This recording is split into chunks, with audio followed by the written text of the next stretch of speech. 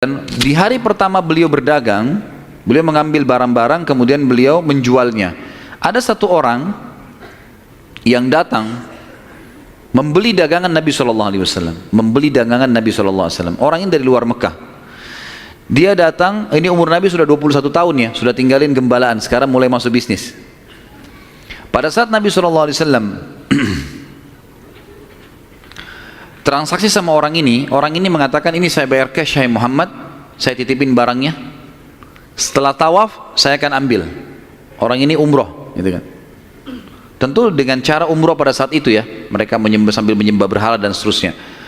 Ini syariat Nabi Ibrahim yang masih tertinggal. Ternyata orang ini setelah selesai umroh, dia pulang ke kampungnya, dia lupa kalau dia sudah transaksi dengan seorang masyarakat Mekah bernama Muhammad ini sallallahu alaihi wasallam. Maka orang ini pulang ke kampungnya, 3 hari kemudian baru diingat sama dia. Diingat dia transaksi. Kalau tidak salah bahkan kampungnya orang ini 3 hari dari Mekah. Jadi 3 hari pergi, dia setelah 3 hari perjalanan tiba di kampungnya, 3 hari kemudian baru ingat, sudah 6 hari. 3 hari lagi kembali ke Mekah, 9 hari. Begitu tiba di Mekah, dia buru-buru ke pasar Ukaz. Dia kaget melihat Nabi SAW dalam kondisi yang sama, menjaga barangnya, tidak bergerak di situ terus. Waktu itu belum ada penyembahan jadi Nabi ya, belum ada syariat, belum ada apa-apa. Lalu orang itu bertanya, hai Muhammad, apakah kau menunggu dari pertama saya terhadap kamu barang ini? Dia bilang iya, karena anda mengatakan suruh tunggu. Gara-gara itu keluar julukan Muhammad Al-Amin, orang yang paling bisa terpercaya. Ternyata subhanallah, kejadian ini membuat satu Mekah tersebar, bahkan banyak di wilayah-wilayah sekitar Jazirah terkenal ada orang di Mekah yang bisa dipercaya namanya Muhammad. Akhirnya orang-orang Mekah pada datang mengamanahkan titipan-titipannya, dan semenjak itu Nabi SAW menjadi pedagang yang sangat sukses. Salah satu strategi dagang Nabi SAW adalah setiap orang titipin macam-macam, jadi sekian banyak orang menitip, termasuk yang menitip sama beliau adalah Khadijah, seorang pedagang, seorang janda kaya yang memang memiliki harta. Dan Nabi SAW punya strategi dagang. Dagangnya adalah beliau mengambil uang-uang titipan orang di Mekah, lalu ditransaksikan, beli produk Mekah. Apa saja produk Mekah?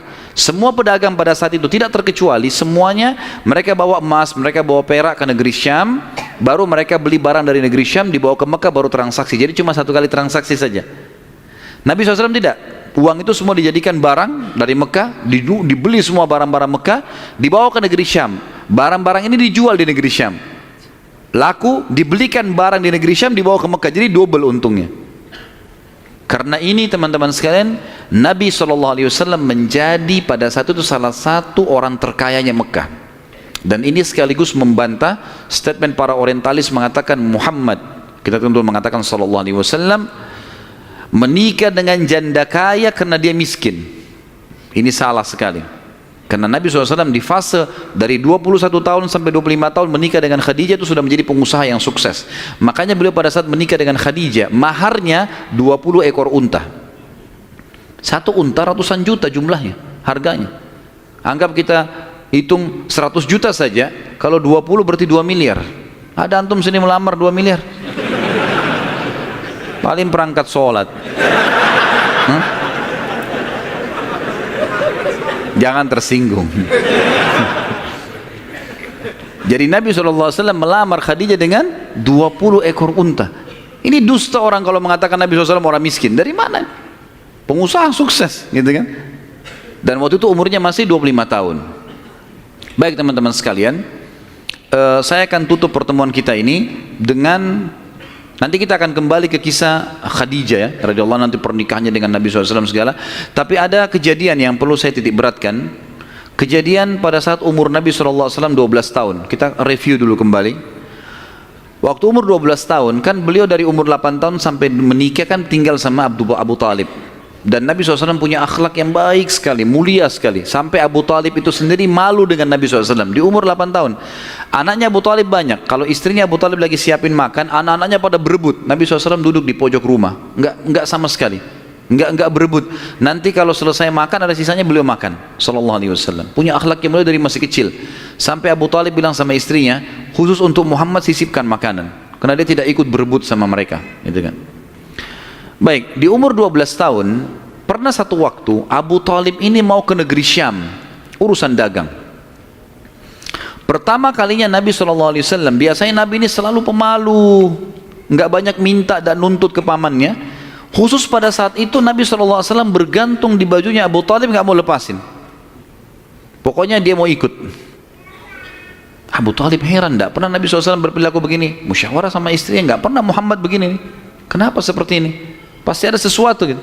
Maka setelah musyawarah, kayaknya dibawa aja deh. Dibawalah ke negeri Syam. Pergilah Nabi SAW bersama dengan Abu Talib dan kafilahnya. Pada saat mau tiba di negeri Syam, sebelum tiba di negeri Syam, kafilah ini melewatin sebuah gereja, teman-teman sekalian, dan di situ ada satu pendeta bernama Bahira. Dan ini riwayat Bukhari Muslim menceritakan masalah itu ya. Dan sampai sekarang di negeri Syam masih ada puing-puingnya gerejanya Bahira ini. Pada saat itu di zaman Nabi SAW ada gereja ini, dan sampai sekarang masih ada sisa puingnya. Saya pernah lihat cuplikannya sendiri, ada sisa puingnya di negeri Syam, tepatnya di Syria ya.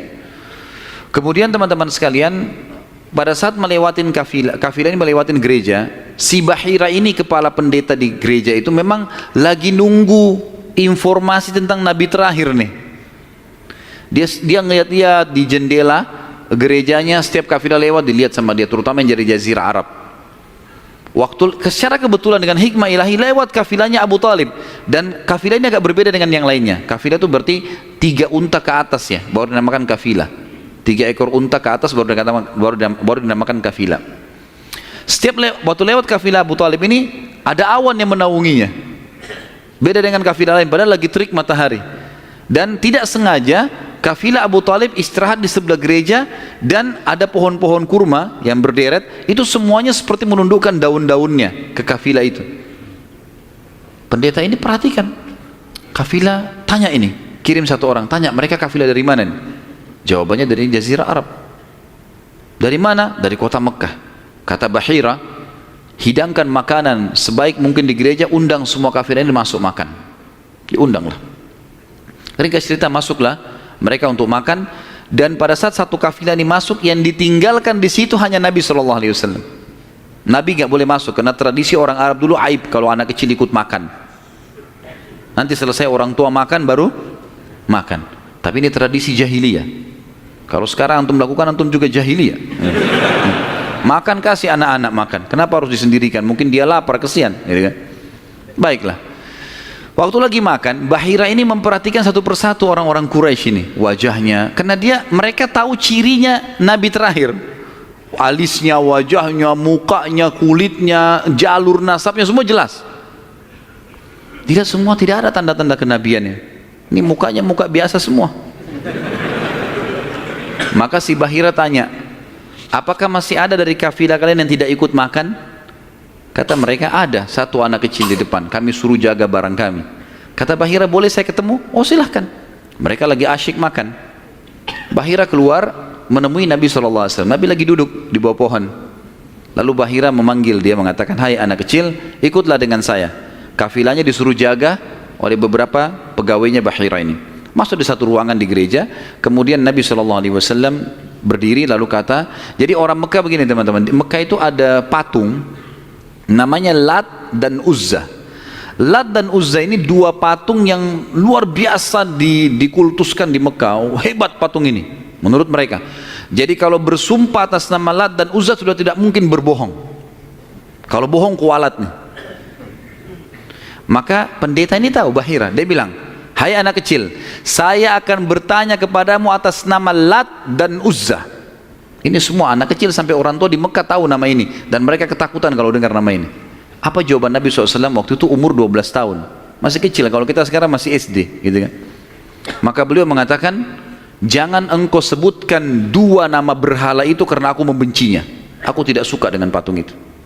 Penasaran Bahir, diperhatikan wajahnya, alisnya, matanya Nabi SAW. Perlu teman-teman tahu ya, ciri fisik Nabi SAW itu luar biasa, tersebutkan secara rinci di Taurat dan Injil. Allah mengatakan dalam Al-Quran, a'udzubillahi minasyaitonirrajim, ya'rifunahu kama ya'rifuna abna'ahum.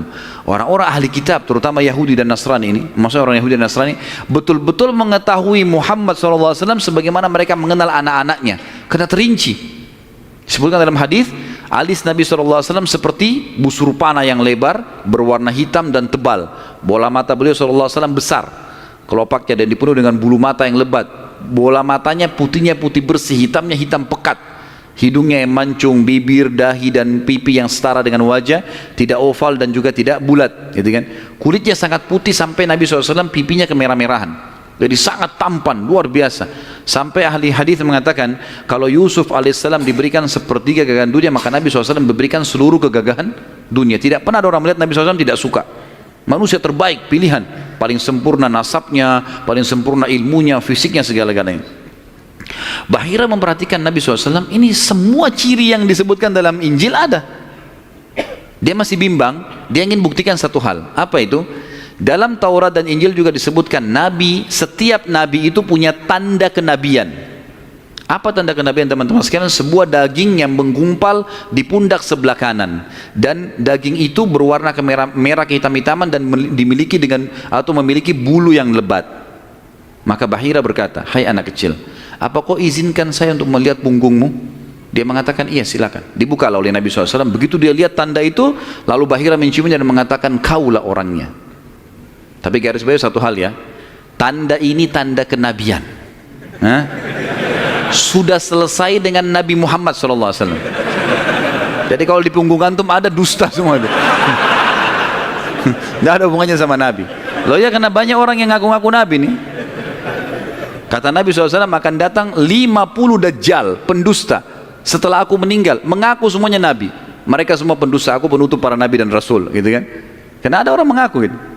Jadi ini khas untuk Nabi-Nabi dan sudah ditutup dengan Nabi Muhammad SAW. Sudah habis ceritanya. Nah, jadi kalau ada yang gumpal-gumpal itu daging numpang aja. Pada saat itu Bahira pun membawa Nabi SAW masuk ke dalam ruangan makan, lalu berkata, siapa walinya anak ini? Wali, ya. Siapa walinya anak ini? Kata Abu Talib, saya ayahnya. Abu Talib berkata, pamannya. Kata Bahira, tidak mungkin kau ayahnya. Anak ini mati ayahnya waktu dia masih 6 bulan di perut ibunya. Pendeta di negeri Syam tahu. Anak ini meninggal ayahnya waktu dia umur 6 bulan di perut ibunya, dan ibunya meninggal pada saat dia umur 6 tahun, serta dia dibina dan dididik. Dibina itu maksudnya dikasih kalau bahasa Arab itu bina itu berarti seperti bangunan itu dibanguni, dididik, dibesarkan dan seterusnya oleh kakeknya sampai umur 8 tahun. Dan kalau kau benar kerabatnya, kau adalah pamannya. Abu Talib kaget, dari mana anda tahu semua itu? Benar semua. Dia bilang, kami temukan dalam kitab kami. Ketahuilah, keponakan kau ini adalah nabi terakhir yang sedang ditunggu oleh orang-orang. Dan kalau orang Yahudi tahu dia dari turunan Arab, maka pasti mereka akan membunuhnya sebagaimana mereka berusaha membunuh Isa alaihissalam. Kalau mereka tidak suka, mereka tolak, gitu kan? Maka jangan bawa ke negeri Syam, bawa pulang ke Mekah segera. Akhirnya dibawa pulanglah Nabi SAW ke Mekah pada saat itu. Waktu dibawa pulang ke Mekah, setelah tiba di Mekah, maka ada kejadian kecil di sini dan kita tutup dengan ini tentunya. Waktu sudah pulang ke Mekah, Abu Talib sudah mulai ketakutan karena dia sudah dengar informasi tentang ponakannya nih. Zaman dulu juga teman-teman sekalian, ada tradisi buruk ini sebenarnya, tradisi buruk juga. Seringkali dukun-dukun dan peramal ini menjual jasa. Mereka datangin negeri-negeri atau kota-kota, tawarin jasa. Datang, tancapin kemah, kemudian mereka jual jasa. Ayo siapa yang mau diramal, bayar, gitu kan? Seperti itulah. Waktu itu pas Abu Talib tiba di Mekah, pas peramal-peramal lagi masuk di Mekah, maka orang-orang Mekah bawa anaknya suruh ramal, lihat mukanya, lihat tangannya, lihat segala macam. Pada saat itu teman-teman sekalian, Abu Talib ingin mengetes. Dia bawa Nabi SAW, dicari sama dia, mana pimpinannya dukun nih, peramal-peramal nih. Ditemukan lalu dibawalah Nabi SAW, waktu masih kecil, umur 12 tahun tadi, dibawa. Terus pimpinan peramal itu dalam kisah, dalam buku sejarah disebutkan, memandang Nabi SAW dengan pandangan yang sangat tajam. Dan dia tidak bicara apa-apa. Dia mengatakan, tahan anak ini. Lalu dia masuk ke kemahnya. Kemungkinan dia bicara sama dukun, sama setan-setannya nih. Makan dukun. Ini saya nggak bisa tebak anak ini nih. Abu Thalib lihat pimpinan ini, biasanya dia kalau anak-anak Mekah datang, oh ini nasibnya begini, sudah bawa, bayar. Seperti itulah. Ini enggak. Lama dalam kemah. Abu Thalib ketakutan, dibawa Nabi SAW. Dan Abu Thalib titip pesan, kalau dia tanya, jangan sebutin di mana anak ini. Dibawalah Nabi SAW pulang ke rumah, Abu Thalib kembali ke situ. Lama, baru dukun itu keluar, peramal itu keluar dari kemahnya. Lalu dia teriak, mana anak tadi itu di sini? Nggak ada yang nyaut, karena Abu Thalib sudah titip pesan. Abu Thalib waktu itu termasuk anaknya Abdul Muttalib, Raja Mekah. Tapi Abu Thalib tidak dinobatkan jadi raja pada saat itu kan. Maka mereka diam. Yang kedua kali, mana anak itu di sini? Sampai 3 kali, kesimpulan terakhir, kata peramal itu, kita tentu tidak percaya peramal, tapi dia mengatakan, ya, kalau anak itu memiliki kedudukan yang sangat tinggi, dan dia akan memimpin dunia, begitu loh bahasanya. Dengan ini teman-teman sekalian, maka orang-orang Mekah jadi lebih yakin kalau Nabi SAW ini punya kedudukan, walaupun kita secara orang Muslim tidak percaya dengan dukun semua, tapi historinya begitu. Secara histori seperti itu, Allahu a'lam. Dan insya Allah nanti kedepannya kita akan bahas tentang pernikahan Nabi SAW, prosesi pernikahannya, ya, kemudian anak-anaknya sampai ke masa fase kenabian. Allahu a'lam.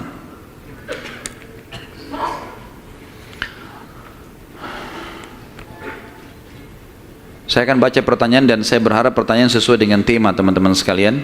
Dan tolong saya datang jauh-jauh ke sini bukan untuk dites, ya. Jadi nggak usah ngetes-ngetes. Nah, kalau antum sudah tahu, alhamdulillah, bawa ilmunya pulang. Nah. Jadi tanya yang tidak mengerti. Kalau sudah ngerti nggak usah tanya. Nah. Apakah riwayat yang mengatakan bahwa Hamzah radhiyallahu anhu seumuran dengan Rasulullah SAW itu salah? Karena dari riwayat yang antum ceritakan, Hamzah lebih tua dari Abdullah. Mohon penjelasan riwayat-riwayatnya. Yang dimaksud dalam riwayat Nabi SAW sebaya, bukan seumur dengan Hamzah. Sebaya, orang-orang Arab itu membahasakan sebaya itu seperti orang yang setara postur tubuhnya, ya, dekat paras wajahnya. Jadi bukan masalah umur, karena jelas sekali anak Abu Talib, Abdul Muttalib yang paling musuh Abdullah. Hamzah kakaknya memang, kakak Abdullah, gitu kan. Ya, itu dimaksud dengan sebaya. Makanya waktu Hamzah terbunuh di perang Uhud itu memang diceritakan sudah tua, gitu kan, radhiyallahu anhum. Kalau Nasrani dulu beriman, tapi kok sekarang tidak beriman kepada Allah? Tanya mereka. Hah? Kenapa tanya saya? Hah? Salah pertanyaan ini. Kenapa sekarang tidak beriman, kan gitu? Baiklah, saya berikan gambaran saja, mudah-mudahan masuk. Orang-orang Nasrani, di antara tafsir Al-Fatihah yang disebutkan oleh Ibnu Abbas radhiyallahu anhu, ghairil maghdubi alaihim waladdallin, bukan orang-orang yang kau murkahi ya Allah, dan bukan orang-orang yang sesat. Kata Ibnu Abbas, ini Ibnu Abbas hibr ummah, ini ulamanya sahabat, terutama dalam ilmu tafsir, gitu kan. Beliau mengatakan maghdubi alaihim, orang yang dimurkai adalah Yahudi, dhalin, sesat adalah orang-orang Nasrani. Lalu dirincikanlah, kenapa Allah murka dengan orang Yahudi? Karena Yahudi tahu betul kebenaran Islam, tapi mereka nolak. Dan bukan cuma Nabi Muhammad SAW, mereka sudah menolak Nabi Isa sebelumnya. Padahal alasannya mereka nolak sekarang masuk Islam karena mereka bilang Nabi terakhir dari Bani Israel, bukan dari Arab. Karena Arab kami nggak mau. Tapi ini dusta, karena Nabi Isa sebelumnya sudah dari Bani Israel, tapi mereka tidak mau imani. Jadi dusta saja gitu. Maka Ibn Abbas mengatakan maghdubi alaihim, orang-orang Yahudi. Kemudian Nasrani dhalin, Yahudi tahu kebenaran tidak mau diikuti, maka Allah murka. Dhalin adalah sesat. Sesat kenapa? Sesat maksudnya apa? Orang sesat jalan berarti dia tidak punya ilmu, kan gitu. Orang-orang Nasrani mau menyebarkan agama mereka, tapi mereka salah dengan mengatakan Trinitas misalnya, gitu kan. Sementara Allah mengatakan lam yalid wa lam yulad, gitu. Dan memang dalam agama, dalam kelompok Nasrani sekarang masih ada kelompok Nasrani yang mentauhidkan Allah. Umumnya yang dapat hidayah dari mereka-mereka ini. Tapi kalau yang mengatakan Trinitas ini biasanya sudah terdoktrin dengan keyakinan itu, dan Allah sudah mengatakan A'udzubillahi minasyaitonir rajim. Laqad kafara alladziina qalu innallaha tsalitsu tsalatsa. Telah kafir orang-orang yang mengatakan Allah itu atau Trinitas ya. Saya sarankan teman-teman, saran saya ya, tentu saya tidak kenal orang ini, tapi saya sendiri melihat cuplikan di YouTube yang disampaikan benar. Saya belum ikutin semua serialnya, tapi saya melihat orang ini, dia ahli sejarah dari Palestina dan dia coba mengangkat tentang kenapa bisa ada Nasrani yang mengatakan Trinitas dan ada yang juga masih mentauhidkan Allah. Namanya Jihad Turbani. Jihad Turbani ini kalau teman-teman ketik, insya Allah sudah ada terjemahan bahasa Indonesia. Ada salah satu serialnya, dia menjelaskan tentang perpecahan Nasrani dan sebab-sebab, kemudian kapan terjadi, bahkan orang-orang yang mengatakan Trinitas membunuh orang-orang Nasrani yang bertauhid kepada Allah. Banyak hal yang dibongkar sama dia. Mungkin ini lebih banyak memberikan jawaban kepada penanya, insya Allah, gitu kan? Saya sarankan begitu, dan insya Allah cuplikannya nggak lama, 15 menit, 20 menit gitu. Apakah Lat, berhala, adalah keturunan dari Abdul Manaf? Tidak pernah ada riwayat masalah itu. Allahu a'lam. Tanya sesuatu yang ada isinya, gitu. Karena kalau Lat, nama patung, kalau mau ditanya keturunan Abdul Manaf, tidak ada sesuatu yang kita bisa ambil. Artinya tidak perlulah dia keturunan Abdul Manaf atau bukan, nggak penting buat kita, gitu ya. Apakah Najasyi di zaman Abraha sama dengan Najasyi yang di zaman Nabi SAW yang menerima beberapa sahabat di Habasyah? Tentu saja bukan. Saya bukan. Yang lebih kuat pendapat mengatakan karena Najasyi kan istilah, saya sudah bilang tadi, istilah raja seperti Kaisar, seperti Kisra, gitu kan, seperti Tubba. Jadi dibawa si siapa namanya Najasyi ini, itu nama induknya, nanti ada nama-nama orang lagi. Yang lebih kuat yang saya temukan dalam buku-buku sejarah bukan yang hidup di zaman Nabi SAW, karena ini jauh di zaman Abraha, ya, masih jauh sebelum Nabi SAW lahir malah. Allahu a'lam. Ya. Sudah? Baik. Mungkin begitu dulu saya teman-teman sekalian. Sesuai tema nggak? Karena ada saya temukan banyak orang tidak sesuai dengan tema. Ada juga orang yang sengaja ngetes. Lempar pertanyaan, sengaja ngetes, terulang-ulang. Dan sekarang itu yang banyak dipelintir-pelintir di YouTube tuh. Diambil lagi tanya jawab, dipelintir lagi, dibuat masalah lagi. Untuk apa ini semua? Kalau ada teman-teman yang hadir sini, saya nasihati bertakwa kepada Allah. Hadir majelis ilmu, niat untuk ilmu. Sudah fahamnya, sudah amalkan. Semua ada pertanggungjawaban di hadapan Allah SWT. Dan saya manusia biasa, ikhwan akhwat sekalian, saya bisa salah kan gitu. Tapi kesalahan saya untuk dinasihati, bukan untuk dijadikan masalah, karena semua orang salah kan. Sahabat saja punya pendapat dua kadang-kadang. Imam Syafi'i pernah punya pendapat lama dan pendapat baru. Bukan sesuatu yang manusia bisa salah gitu kan. Imam Abu Hanifah, Imam Ahmad, 4 imam madhab ini mereka punya pendapat lama dan pendapat baru. Kadang-kadang diperbaiki dengan pendapat yang baru karena dulu pernah keliru. Wajar saja. Kadang-kadang kita salah mengucapin sesuatu, mungkin kesalahan kedangkalan ilmu atau mungkin kesalahan menyebutkan. Maka ini harus lebih hati-hati teman-teman sekalian. Bagaimana menanggapi tuduhan non-muslim mengenai kematian Rasulullah SAW yang katanya beliau meninggal karena diracuni oleh wanita Yahudi sewaktu di Khaybar? Semoga anak Ustadz yang sedang sakit diberi kesembuhan. Jazakallah khair. Amin insyaallah. Tentu kalau saya pribadi, saya bukan menemukan itu pendapat Nasrani. Itu pendapat sebagian ahli sejarah muslim. Karena memang Nabi SAW, nanti akan kita bahas di fase Khaybar, peperangan Khaybar, beliau sempat dihidangkan memang makanan racun. Dan ada satu sahabat yang memakan makanan yang sama racunnya, itu lumpuh sahabat itu, dan meninggal beberapa waktu setelah lumpuh karena ganasnya racun itu. Maka sebagian ahli sejarah muslim mengatakan Nabi SAW berkumpul pada beliau berkumpul pada dua hal kemuliaan pada saat meninggal dalam keadaan Nabi dan meninggal pada saat mati syahid. Ini ijtihadnya sebagian ulama, tapi kita tidak ambil pendapat orang-orang Nasrani, ini pendapat memang sejarawan muslim. Allahu a'lam. Baik, sampai sini insyaallah bahasan kita, dan kita akan lanjutkan nanti dengan izin Allah kalau Allah masih panjangkan umur dan berkahi.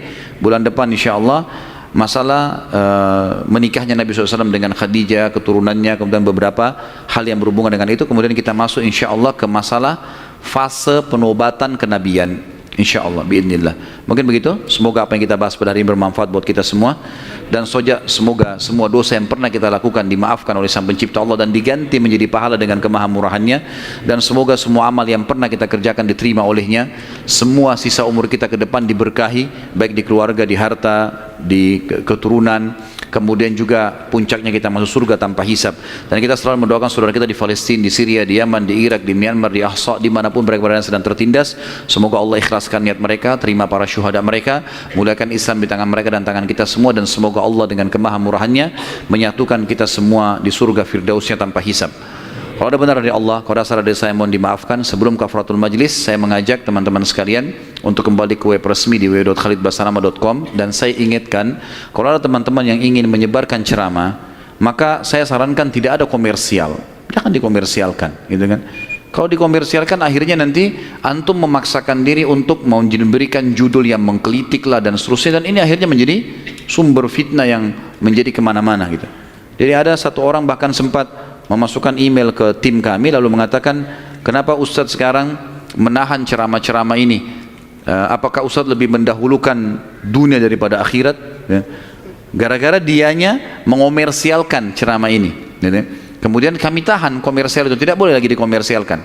Kalau tim kami yang mengomersialkan itu hak, karena kita yang shooting, kita yang segala, itu hak umum saja, tidak ada pelanggaran agama.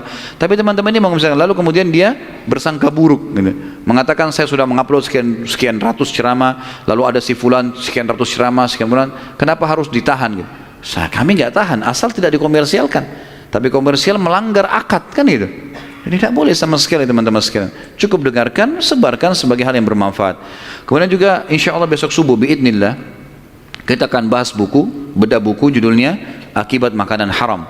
Dan teman-teman bisa temukan bukunya insya Allah dengan panitia masjid. Itu buku kecil dan insya Allah kita akan bahas secara terinci. Mudah-mudahan Allah mudahkan, insya Allah kita selesaikan juga. Dan temanya sudah diangkat sebenarnya di YouTube. Kemarin tablik akbar di Makassar sekitar 2 jam lebih. Tapi besok mungkin karena waktu kita kepepet, saya akan masuk ke poin-poin intinya.